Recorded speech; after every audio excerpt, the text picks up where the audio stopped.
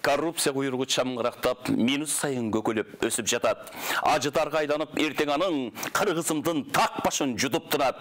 Дүйнө жиып, үй салып, қават-қават, ақиқаттан, шындықтан тайып жатат. Едірейтіп, әргетіп, арам тамақ, ханға салам бербестен байып жатат.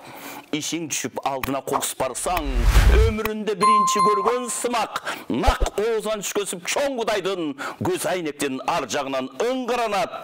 Емне мұнша көй жебешкендер, өз мекен ушинтеп қарақтайвы, амалды ұтып, алдамчы жасакерлер ел жұрнан жыр қашып шарақтайвы, қағаз сүтпес бардығын тезбелеуден, ақиқатты қалыстық болот қайдан, коррупция тамырын ажырықтай, бақчасына балдардың чейін жайған.